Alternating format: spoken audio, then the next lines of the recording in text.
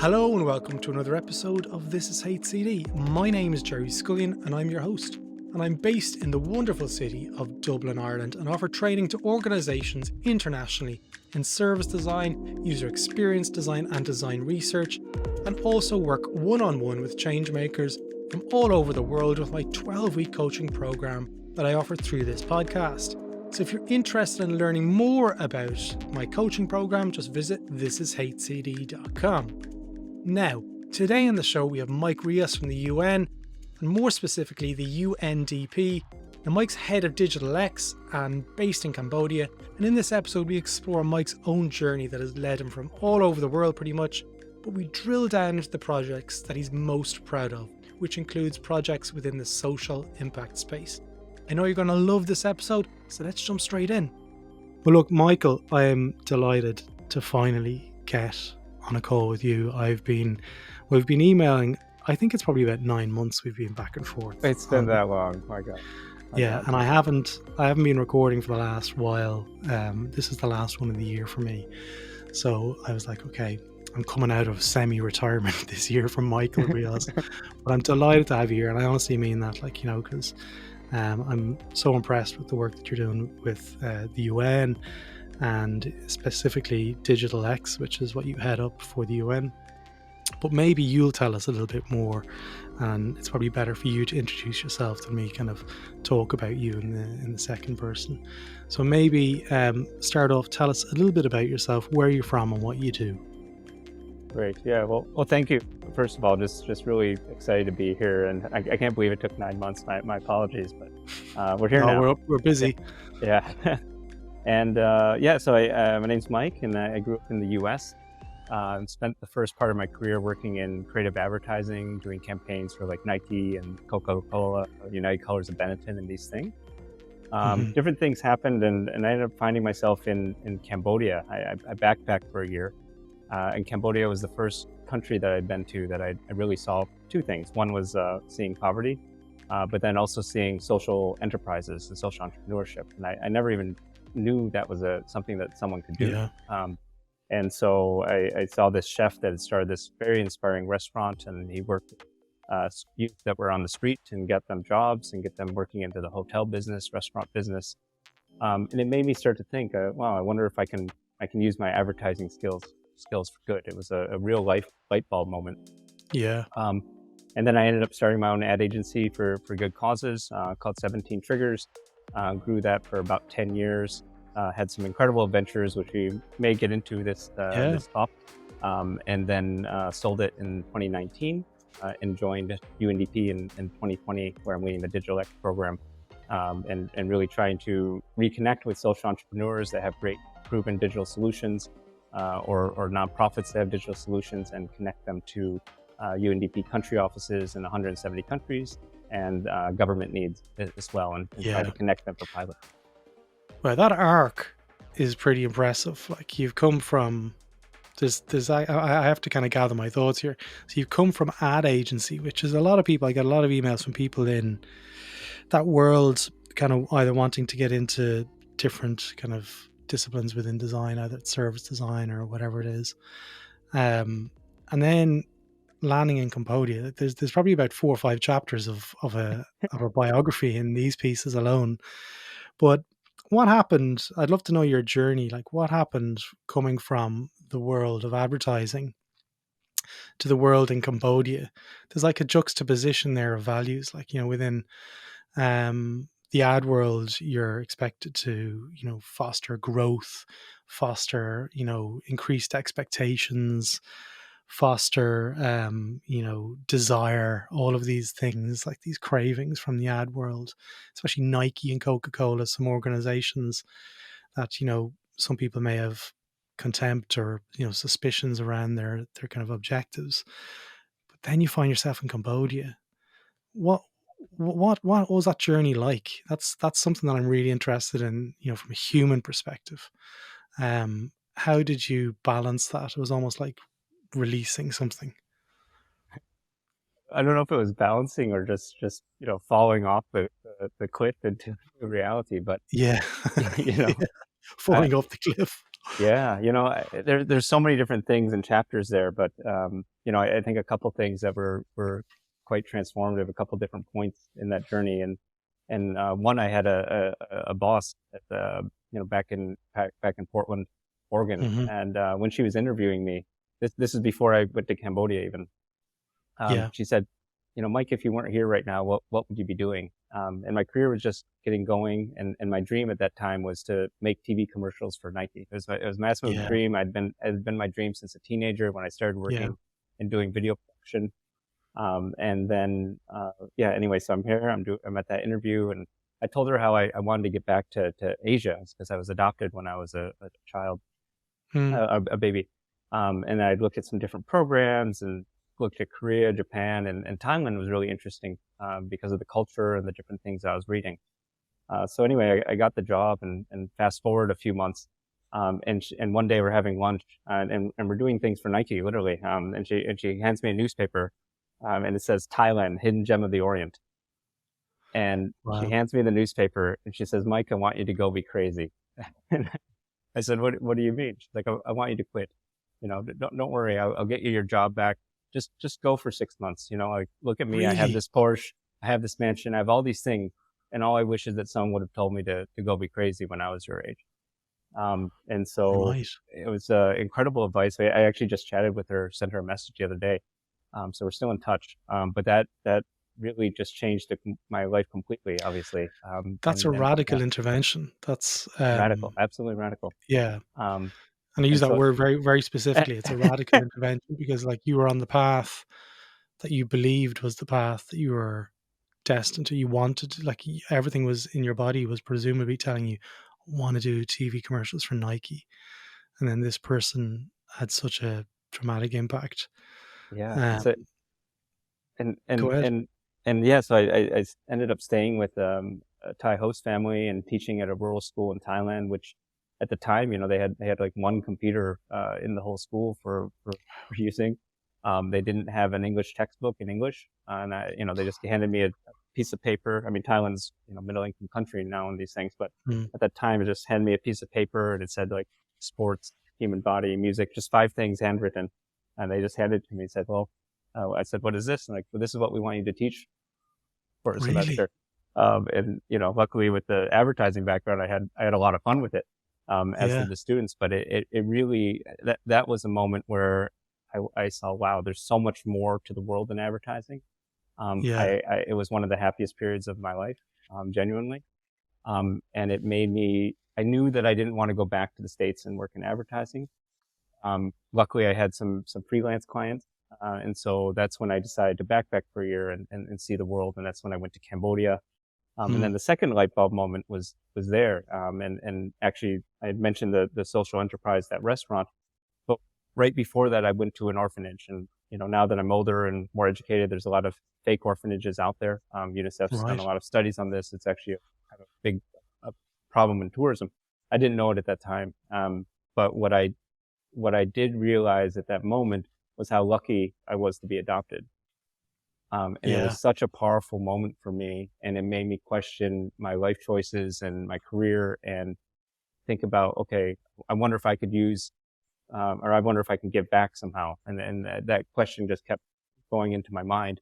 And that's when I went to the social enterprise restaurant, that same day.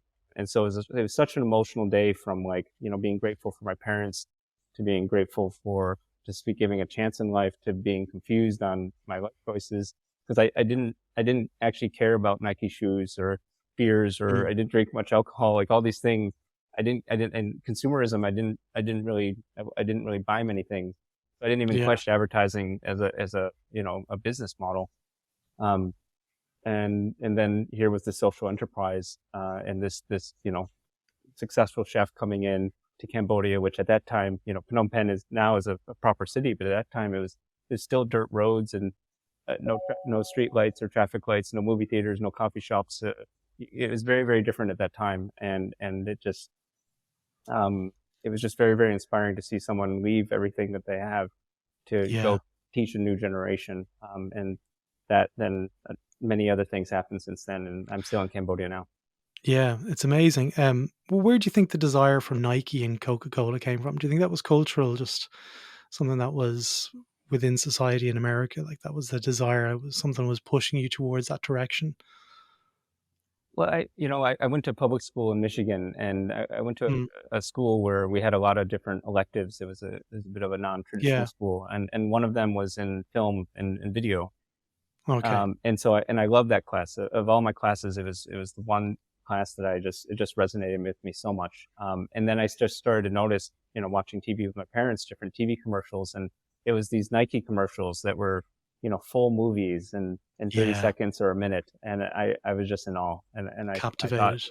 yeah, exactly. So I thought if I can do this, that's what I want to do in my life. Yeah, and the reason why I asked that is because sometimes, we can almost fool ourselves, I believe, into this is what we should be doing because, we're interested in it. But looking Absolutely. beyond that is where the opportunity is for growth.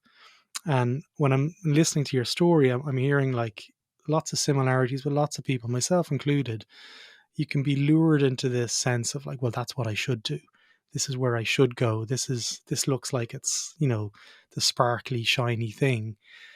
But the bit over the hill is where the true purpose and the true calling lies. And you nearly need to go on the journey to get to that destination. So I'm not in any shape or form saying like, Nike or Coca-Cola going in that direction didn't serve you. I think it actually was part of the journey and part of the path, it sounds like. Oh yes, we never know, as Steve Jobs says, right? You never know how the dots will connect. I'm Yeah, so thankful for my time in advertising, thankful for all my colleagues there, thankful for the absolutely. skills it taught me, and then being able to apply that and turn it into a social 100%. enterprise, right? So tell us now, like, because this is like this is your life kind of story. We have to be very wary that you're not at the end of your career here. We're in the middle, but like, there's stuff there that with 17 triggers, like that agency piece, that it seems like it was a culmination of lots of stuff.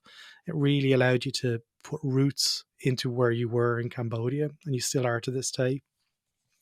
Tell us a little bit about the journey, about the work that you were doing that ultimately set you up for the gig of where you're at now at the UN. So tell us a little bit more around 17 triggers, what kind of stuff you were doing. Yeah, and I think that's the link to human-centered design as well. Yeah, And so there was an ad in the newspaper. It was looking for an advertising agency in Phnom Penh, to see if they could use advertising to get people to buy toilets, because at that time about 70% of Cambodians didn't have a toilet, and all get right. people to wash hands with soap and drink treated water. Simple things, but I thought, okay, this could be a good campaign. Yeah, And so I applied for it, and with a couple other friends, and it was enough to prototype an agency. We won the bid, and we ended up working with like 8 consultants, and we came up with the name at a bar and 17 triggers and all that. yeah, And during that 3-4 month period for that project, we were able to get our, Phnom Penh was really small, and so our name started to go around a little bit, and people started approaching us from different NGOs and UN agencies and these things, and we started getting more work, and then it just kept snowballing. it's amazing. But what was, I think, to HCD, and what was interesting there is we quickly saw that advertising alone, because it started as an ad agency for good causes, doing TV commercials, doing radio, doing print, and all that. It actually could create more harm than good. Hmm. And I'll give you an example. One of our early projects was in Vietnam, and it was working with the government and a private sector insurance company to see if to try to get farmers enrolled in this drought insurance, government that the government supported. And what was interesting is they wanted us to do the kind of information tools, communication tools, so that the farmers can know about it and all that. So when we were asking them questions, we need to know, okay, well, what's the process? How could it work? And they put us in a boardroom table with some government people and the insurance company, and I don't speak Vietnamese, and some of their English was not very good either. I'm like, okay, how are we going to get this information? And so, never studying service design or anything like that. I mean, this was like 2011 or something. I mean, Yeah, it existed, but I didn't know of anything in Cambodia. Anyway, I just drew a stick figure, and I was like, okay, let's say this is Mr. Huang on a little course sheet of paper. tell us about Yeah. Mr. Huang and like what are his steps for buying the shirts. And I literally just drew every step with a little headline, made a little storyboard of how it would work. And Nice. as we went through the steps, the government realized themselves, wow, actually, this is not a very well thought out product, because the insurance company, the government, they weren't aligned on some things. And Yeah. one of the biggest problems was that how could Mr. Huang, a farmer living in very rural area of Vietnam, how could he make it and find it to the insurance company to make a claim if there's a drought? Right. Yeah. And even if he did make that journey and make a claim, by the time he actually would get the money back, he would have lost his crops. So it's a useless product for him. Yeah. And the government official took the Mr. Huang persona, and he started showing it to each of the private sector people. It's like, you don't know Mr. Huang. You don't know Mr. Huang. You don't know Mr. Huang. And we're like, oh my God, what did we do? And the government guy took us to lunch, and he thanked us. He was like, we almost really did something that could have some people. Yeah. Thank Reduce you. the risk. We have to rethink this. And so that was at the same time I started to read this book called Switch by the Heath brothers, and IDEO's Human-Centered Design Toolkit also came out. And when I saw both of them, it's dorky, but I literally cried when I saw both of them. Yeah, I don't know if you read Switch. It's about how people change behaviors. A Just long this time thought ago. of Yeah. like, okay, sorry. A long time ago. Yeah. I remember the Yeah, book. yeah. So it was such a simple way of talking about how to change behaviors and simple framework, and thought, okay, maybe we can teach this to people. And the IDEO Human-Centered Design Toolkit also then gave us some more ideas on, okay, I wonder if we can use this. And so it was just purely experimenting, and we started pitching Yeah. it, and then people wanted it. And even if they didn't want it, we're like, okay, well, we're not going to do your advertising campaign. We understand like how this user journey is. And it just rolled and continued from there. And And grew from human-centered there. design ended up becoming our main business line. So 17 triggers. Yeah. You mentioned there, was it 2018, 2019 that you sold the business? Is that right? Around Yeah, that you timeline? mentioned the transition to UN, right?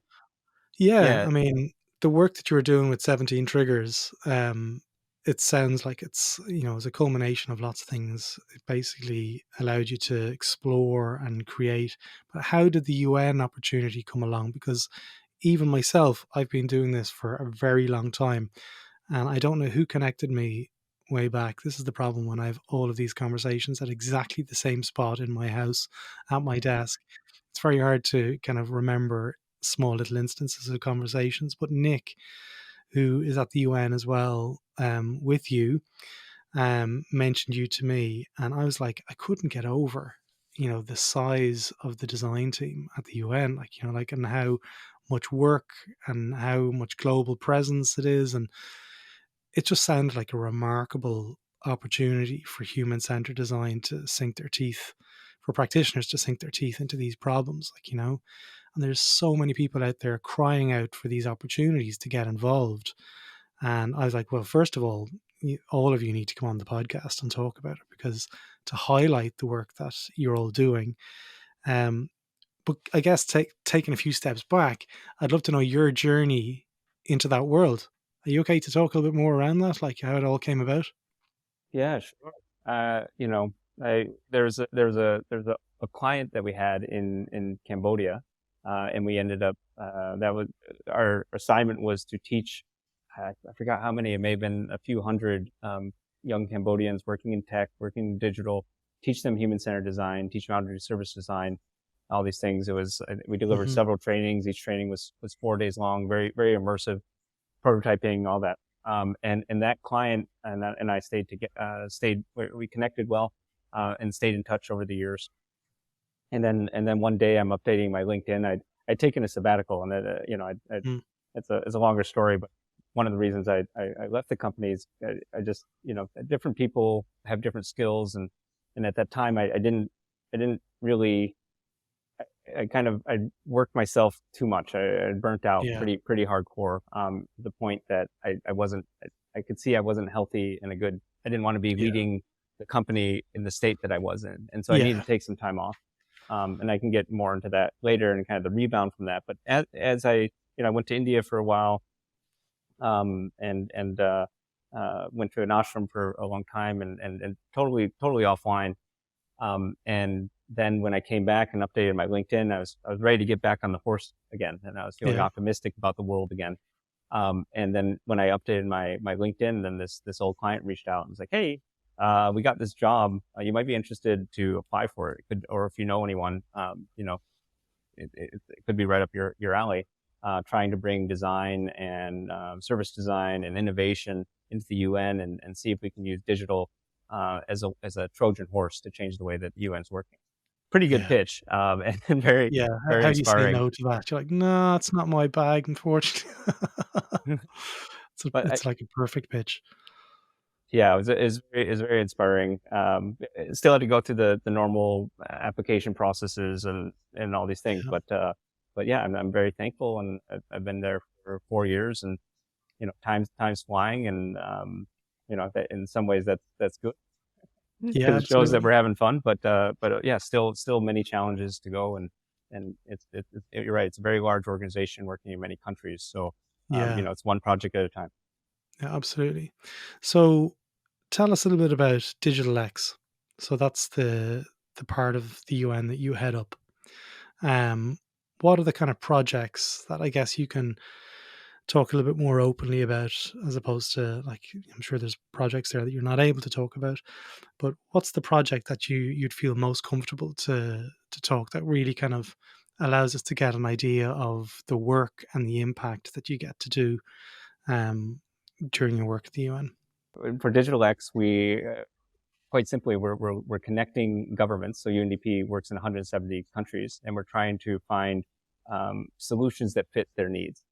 So, Yeah. for example, if a government is trying to make a um, uh, sorry, a disaster alert system, if there's Hmm. floods, wildfires, all these things, can we connect them to a solution that already exists rather than them reinventing the wheel? Yeah. And that generally happens a lot in digital. So that's I the can problem that imagine. we're trying to address in development all over. And then some call it pilotitis. There's just Mm. a lot of pilots that get built, and then it goes into this valley of death. Very similar to the private sector and startups and these things. There's only few that can survive. And so when we were looking at the space, looking at the problem of, okay, we're trying to help not reinvent the wheel, we also thought about it ourselves, as okay, we have a lean team. There's a lot of accelerator programs out there for good. What if Mm. we could be like a post accelerator experience? And with a focus on matching those needs of governments with solution providers. And so then we go to these accelerators, Google for Startups for SDGs, a number of UN accelerators, WFP accelerators, very, very famous one. And we say, okay, what are the best solutions that have graduated from your program, or best team that Yeah. have digital solutions, and can we put them in this catalog that governments and UNDP country offices can search. Mm. And so then from there, we also try to raise pilot funding. I just said pilotitis, but trying to get pilot funding, but for more proven solutions. So they're not so risky for Sure. governments or for country offices to try. Um, One of my favorite projects is working with a nonprofit you may have heard of, Give Directly. Yeah. I've heard of So, that. so, Yeah. yeah, so Give Directly had created this technology with UC Berkeley, where they use AI and satellite data to be able to identify vulnerable populations. So you could highlight a map, for example, and you could see, okay, this is Mm. an area where a lot of factory workers are living. Okay, we can see based off their mobile phone usage, these are the ones that probably lost their job in the recent round of layoff. Or there's a flooding, and they want to highlight and get families from around this flood area. So people could call in, it's automated, the AI checks, and far more accuracy and less corruption than human verification. Yeah. Then they can also transfer money uh, to people in need for temporary basic income or relief fund. So It's pretty cool. that was already happening in a few countries, and we are helping them to get set up in Bangladesh as well, and make those connections with government, which can often take quite some time. Also to try to work through the bureaucracy or the trust, in this case with telcos. And so UNDP is a good convener of uh, all these different players, and trying to get us to work together for impact projects. That's awesome. I'd seen Give Directly, but I've never really actually looked at it quite, kind of in focus. I've just been on the website there as you're talking, to make, and it seems like it's growing still. Like there's a list of countries where there's lots of specific things, like you can give monthly salaries and help with the basic income and stuff. So, what kind of impact do you have with someone like, say, Give Directly, where they're almost like an institution themselves? They've set themselves up. Are you literally helping remove the blockers for them to become a stronger enabler, I guess, locally, or feet on the ground kind of situations? Yeah, so for DigitalX, that's one case where you have a more Yeah, mature or proven solution provider, and we're helping to open doors. Sometimes we say it still takes an incredible amount of patience because it can takes a imagine. long time to get to work with governments, to work with UN. There's a lot of systems in place, and for for good reason, we're trying to avoid avoid risk as much as possible, and especially when you're testing where digital is changing so quickly, right? But yeah, trying to open doors and make it a little bit less painful. And that's for, again, it could be their own entities, but it can also be for solutions. So open Mm, source solutions or digital public goods, if you've heard that as a term. yeah. And so these tools that can be adapted, that are not owned by a private sector entity. That there's some digital public goods that are used in 30, 40 countries, for example, and trying to promote those to governments and help them learn how to adapt that, how to train local developers to adapt that. These things. Absolutely. With something like Give Directly, where, say, I'm in Ireland and I give €100, how do you ensure, and this is probably more for the team at Give Directly than it is for Yeah, I was gonna DigitalX. say, You're like, yeah, you're going into the mechanics yeah, here. yeah, I can't help it. yeah, Like, I'm a yeah, service designer. But yeah, how do you yeah. ensure that the money gets to the end person? Because that's one of the bits that erodes the trust, I find. If the connection isn't made, then it's kind of like, well, that's it hasn't really fulfilled its goal because you don't know where the money's going. And one of my kind of things about a lot of the organizations is, from trying to set up several charities and failing. If you give €100, the institution itself has a management fund that takes maybe 50%, and only the person at the very end of the chain gets $50 or €50. Is with Give Directly, is it a similar scenario where or are you actually enabling the money to go straight into the hands of people? Is that what their value proposition is? Yeah, I'm not an expert on Give Directly. I do know on their site these are common questions, and they're very, Yeah, very transparent and different it things looks that like they it's do really and transparent how in they that do it. sense. Fun fact: when I was starting 17 Triggers, I met one of the founders of Give Directly when he was just playing with the idea, and Yeah, at that time we weren't even a registered company. They weren't registered either. We just had a lovely dinner about thinking about social impact, and we're just two young kids, and yeah, look what can happen, a decade plus later. But absolutely. yeah, again, I'm not an expert on them, and I don't want to say the wrong thing, but No, they are more, I would say, more transparent and more, dare I say, rigorous yeah, than a lot of organizations. it looks, yeah. I'm going to put a link to this one into the show notes, folks, because it's a fantastic example of an organization that's come through this process. So we spoke very kind of lightly over a topic there that I want to just bring it back into the conversation a little bit more. It was the exiting of 17 Triggers and into the UN and burnout. It's something that Mm, I've experienced several times.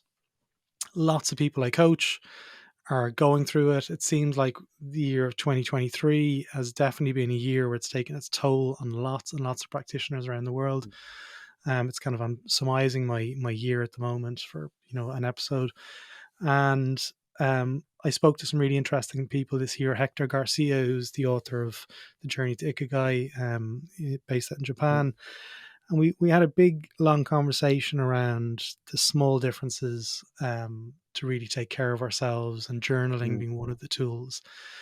What I'd love to talk a little bit more around is not so much the experience of the burnout, but the lessons that you learned from that burnout and how you've carried it forward to make you avoid those pitfalls in the future, but also to better manage you as a person and a human, because I believe Mm. that's really, really important.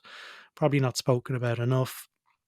What we can do at a person level to really ensure our own success, our own growth as a human. And I know you're a big fan of meditation because we've been back and forth in this one on email. But I'd love to get your thoughts on that kind of positioning, that framing of your lessons learned and what you carry through into a day-to-day basis. Yeah, well, thanks so much for asking me that and giving space for this as well, Yeah, right? it's really important. Yeah, yeah.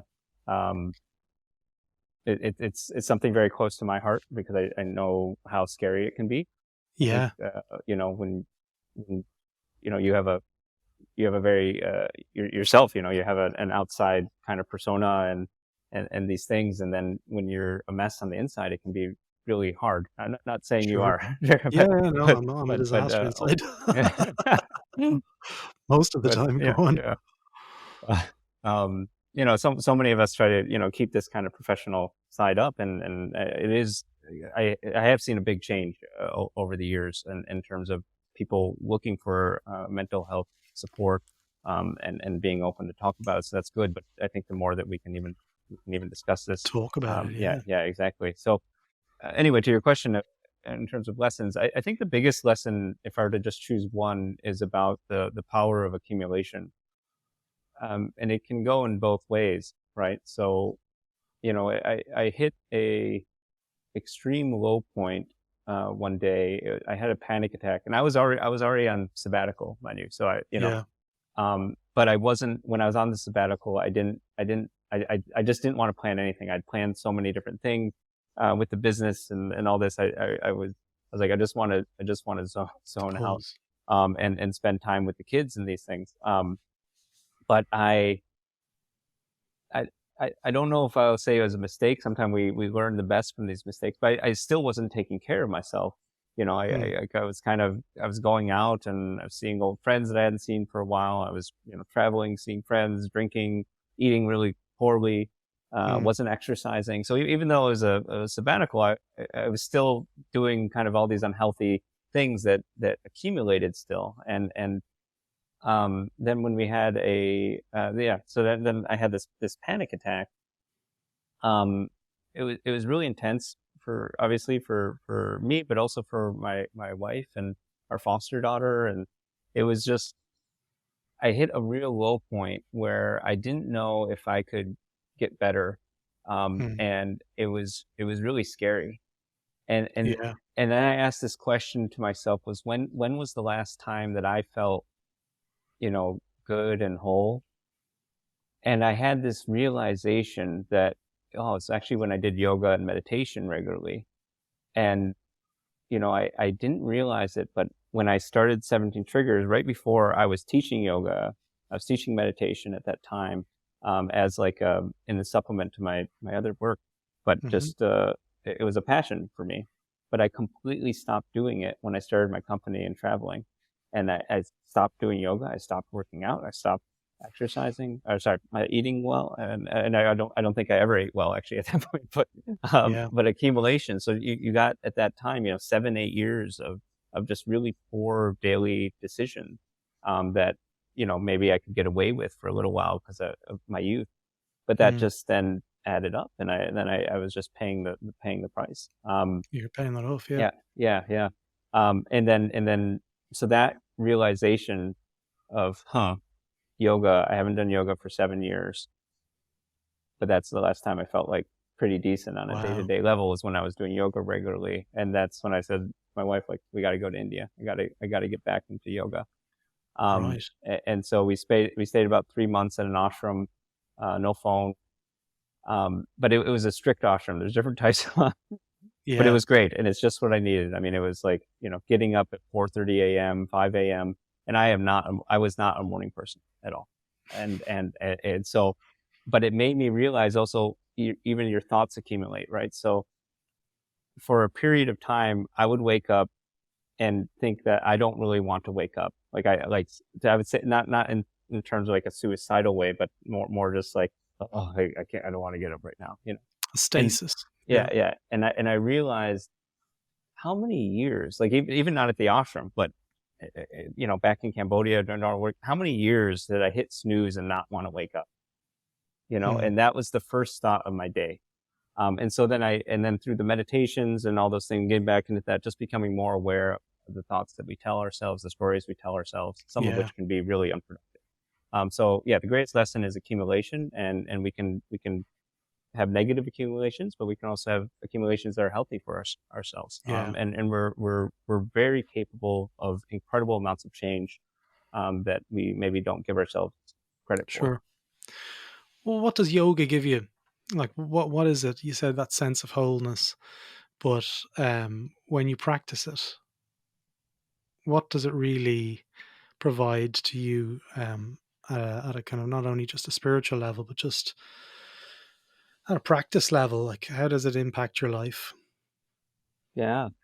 Well, let's say I'll flip it a little bit, or play with it a little, in Yeah. that I also include meditation there. And even the word, meditation is often translated poorly. It's more of a state of mind, Yeah. almost like flow, Yeah. but maybe not in a work context, but you know, um, maybe there's a moment you're playing with your kids and you're just really focused on what's happening there, or Yeah. you're going for a walk and you're just enjoying the leaves and the breeze, or you're playing sports. Sports are a very easy way to get into that, or playing with a pet. You know, Yeah. um, Play is wonderful in general, Absolutely. but so I think the when someone sits down for meditation, they often misunderstand it, and they'll try to do a very advanced form of meditation, which is to sit and try to let your thoughts settle. Which, Yeah. if you haven't done it much, it's yeah, no one can really do it. And so I think using human Fair. centered design, there hasn't been a human centered design process for how do you make meditation a bit easier, right? Yeah. It's like if you tell someone to go sit at a piano, who's never played piano or an instrument, and you say play for 10 minutes, you won't be able to play, No. right? But if Bang the you, keys.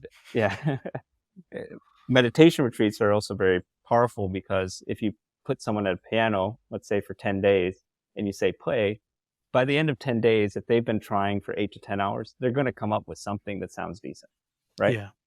But equally, if we just applied human-centered design to meditation or to yoga, then, you can teach people little songs to begin with, and Sure. other things. So the same goes for meditation. So anyway, so back to that question with yoga meditation, what does it provide? I mean, for me, becoming a morning person from I guess that the ashram gave me that, from being a night owl to becoming a morning person, and really dedicating that first hour of my life to just my health, Yeah. has been game changing. So no Right. phone, no work, no matter what. And I'm sometimes I do physical yoga, like I think most Westerners sort of see. Sometimes I'll be more traditional sitting, meditating, breath work. Sometimes I go and do a more traditional workout, and swim, whatever. But it's something that the physical and the mental are very, very connected. And so it equally, could just be taking a walk for half an hour.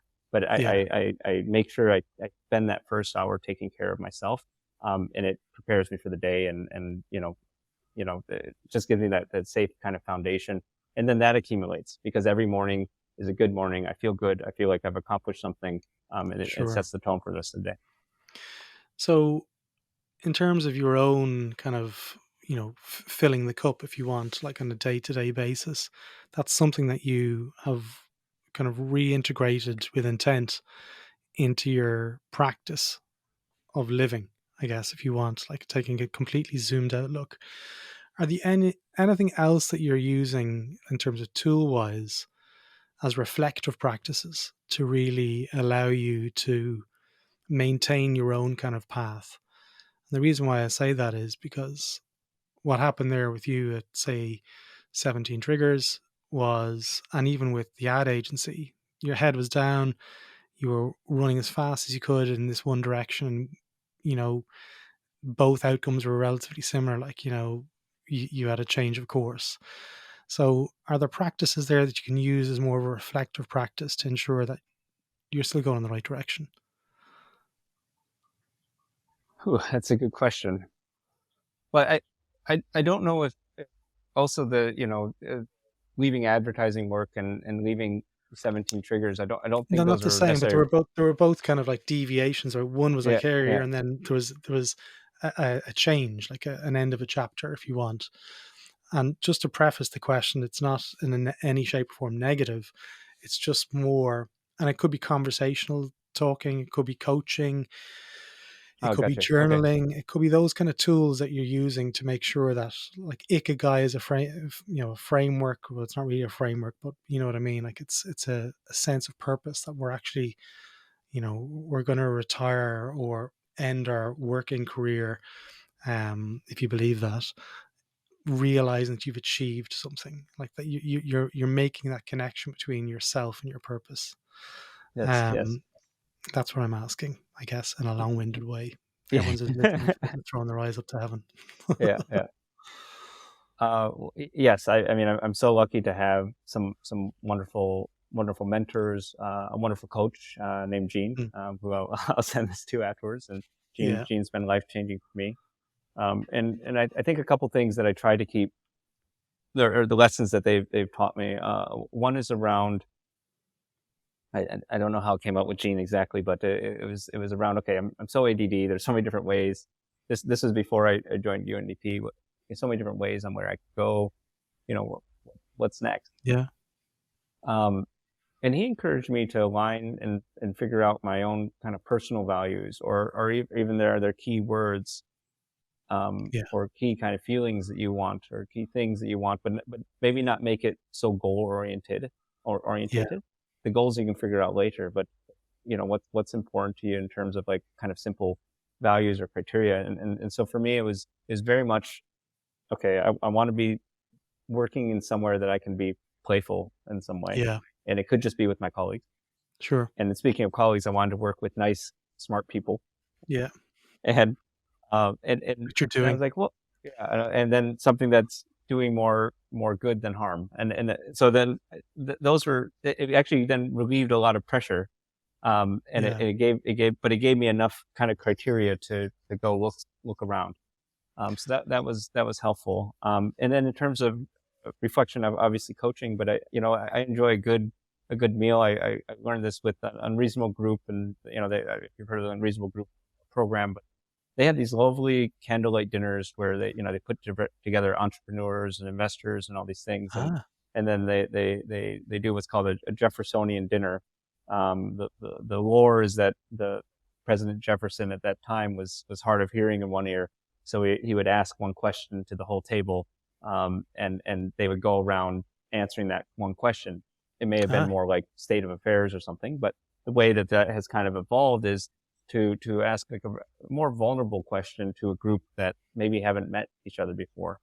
yeah, So for example, like, what's the best failure you've ever had, right? mm, Or which is a fantastic question to people that have never met, right?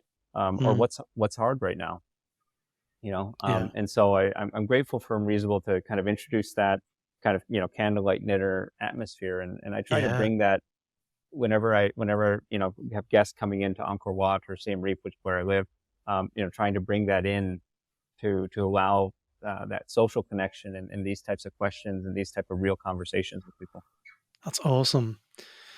Yeah, I'm blown away by that. I'd never heard of was it the Jefferson? Is that what you said? The Jefferson Jeffersonian dinner, yeah, Thomas Jefferson Jeffersonian dinner. Jeffersonian dinner, yeah.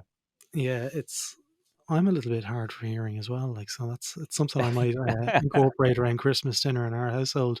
Try saying that to a 7-year-old and a 5-year-old though. Say, um, it's really refreshing to speak with a leader who's so open and happy to discuss some of these things, because it's really, really important. I can't, stress it enough to people out there, like, to really start talking about these things. But on that piece there, you meant your purpose, or your values. When you were speaking there, I almost see that as being like the names on the steering wheel within your own vehicle. Like, that's the parameters you give yourself in your life. And it sounds like, you've kind of hit this sweet spot where you're working with great people, working in an organization that has direct impact and direct access, and huge amounts of trust, has been placed in the UN to help improve situations. So it's so refreshing to end the year, really, to have, someone from the UN on and really point the finger and say, actually, you know what, there's some really good work here happening. Because a lot of businesses ask me, where is design being used for good? And I can name lots of charities and stuff, but it's just fantastic to hear of some of the work, even if it's, kind of a small amount that you're doing at the UN. So I'll ask a question back to you before we start wrapping this one up.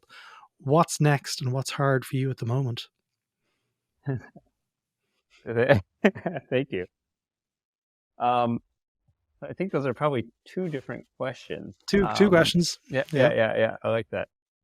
What's next? So, actually just before COVID and before I took the UN job, Yeah. my wife and I opened up, what we called the nickname, the Burnout B&B, but we didn't have an official business or a website, but we just put this out there to, friends, and said, hey, if Yeah. anyone is burning out, having a hard time, have them come to us, and they can stay in their house for a few days.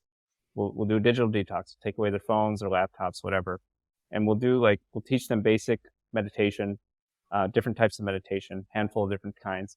But then also we'll have them do it in the temples of Angkor Wat. And there are like 20 something different temples, right? So, Wow. there's a temple that's dedicated to healing. There's a temple that's, dedicated to great teachers and grand teachers, and, all these different types of temples dedicated to energy.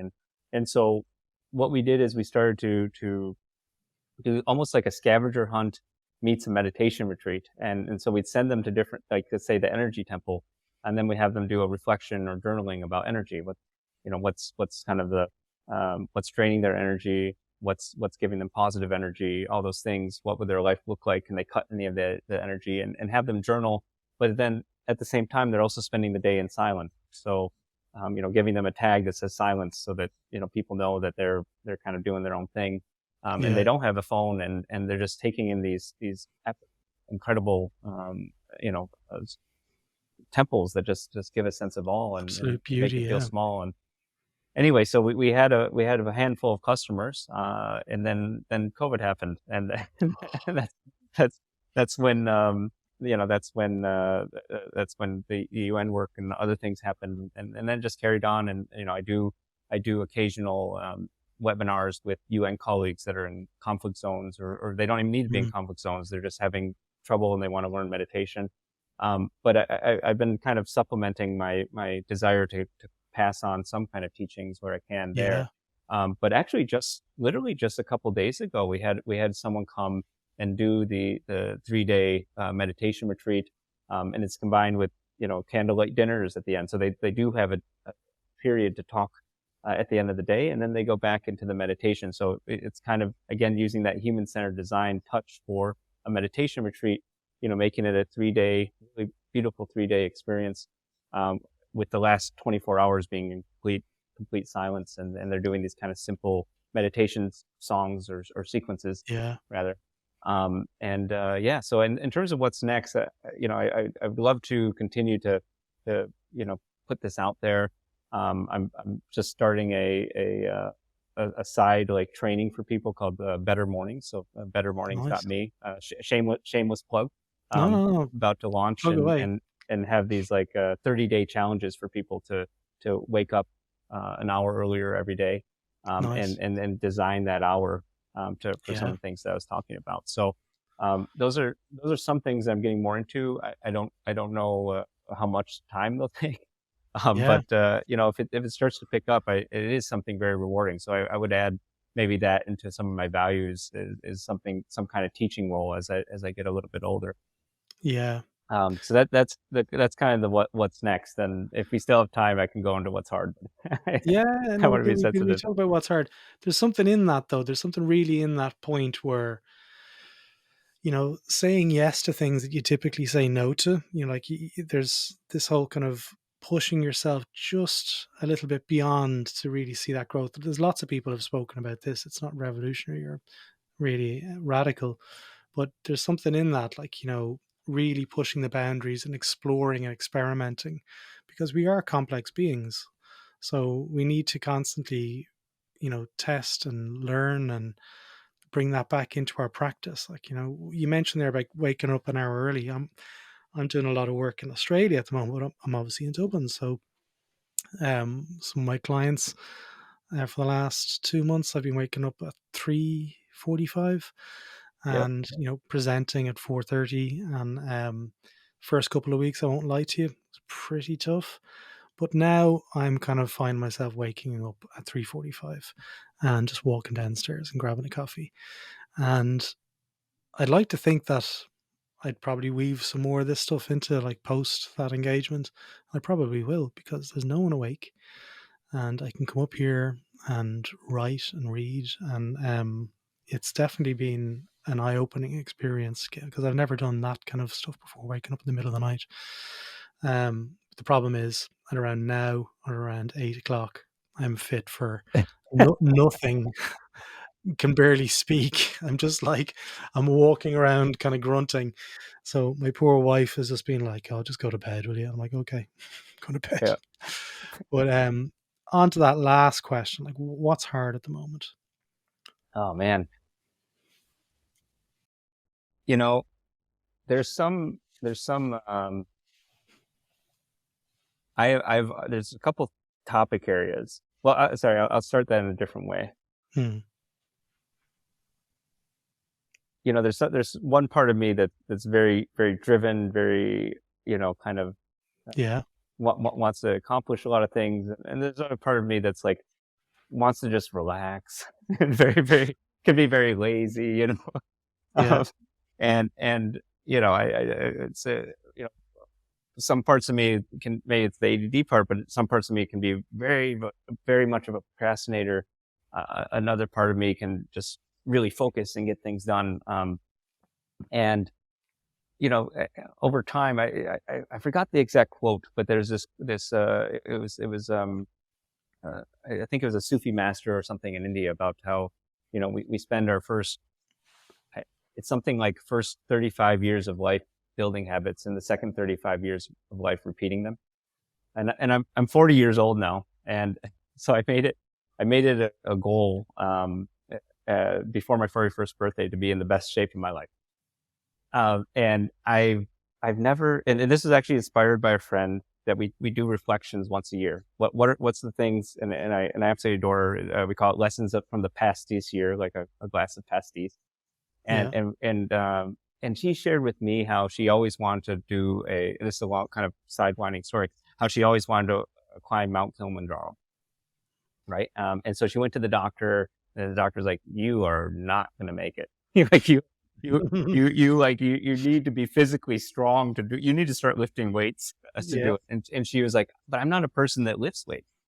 Right. And Hmm. so anyway, so that tying that together, so she started lifting weights. She started going to the gym. She got strong, and she was able to do it. And a lot of people that were tried to climb ended up dropping out because they didn't Right. do the prep work. And she's like, "I'm so alive. I always scoffed at people that went to the gym." And it actually resonated with me. I don't know if I scoffed at people, but I just didn't identify as a gym person. Yeah. And I've become a gym person in the last year, much to my surprise. And it's made me think, how many things am I limiting myself with? Because Those I just think beliefs. I'm not that type of person. And so I think what's hard is also a curious opportunity where I'm wondering, like, okay, even with social media and this better Yeah. mornings.me, like I've always said, well, okay, I'm not going to get into social media. Um, but is that a limiting belief? So Yeah. we have different things. So I that might be a luxurious hard, to be able to say these Yeah. types of things, but It's a good one yeah, though. It's a good one, like, yeah, because we probably do have those things, every single one of us, that we could probably question a little bit more and learn about ourselves. But it sounds like it's working for you, Mike. And you look in great shape. You look happy. And it's been a pretty busy year by all accounts from speaking with you.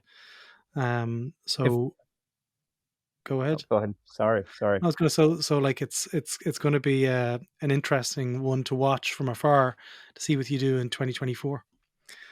But Um, thank you, sir. Yes, and I'll be watching you as well. yeah, absolutely. Well, look, Mike, if people want to reach out to you because you've got so many things going on, you've got the head of DigitalX at the UN. You've got this other Better Mornings piece that you're going to be working on. If either of those are ready or in the near future and you want us to share them out to the community, please just let us know. I know everyone will be interested to learn a lot more. But what's the best way for people to get in touch with you if they've got any questions? Yeah, I actually have been trying to stay active on LinkedIn, so Yeah, people can add me on LinkedIn. I might not have a time for a call always, but what I yeah, try to do is if someone has a question or something, they can leave me a question and I'll respond. It yeah, could be between travels. I'll leave a quick voice note, quick text. So there's that. If they want to do the Better Mornings course, bettermornings.me. yeah. And then the temple one, I got to figure out a name, but I think we're going to Yeah. start formalizing that. I don't know if it's like meditate with Mike or something Some simple, but or whatever it mixing is, we're something going to with do it the anyway. temples. Yeah, I don't know. I have to advertising that a little bit, but Absolutely, I'm very excited about the temples one, and just seeing this friend do that experience, and it's amazing how much we can transform in a few days of silence. So if I can pass absolutely, that gift to others and utilize the temples I can. So, but thanks for asking. I hope that some people will reach out. absolutely. They will. And look, I end every episode, and this is 8CD with a big thank you to the guests because, like, they come on here. It is unscripted. We have these raw conversations. We aim for flow every single time, but it requires a certain amount of energy, aptitude, and vulnerability to be put on the spot. So, thank you for allowing me to kind of pick your brain and explore and ask questions that may seem a little bit kind of like untoward, but I really appreciated you giving me your time this morning and wish you all the best for the next couple of weeks, the season that's in it. So, thank you again so much, Mike. Yeah, thank you so much, Ari. Looking forward to watching this later and watching some more of the podcast. This has been such a joy. Great stuff.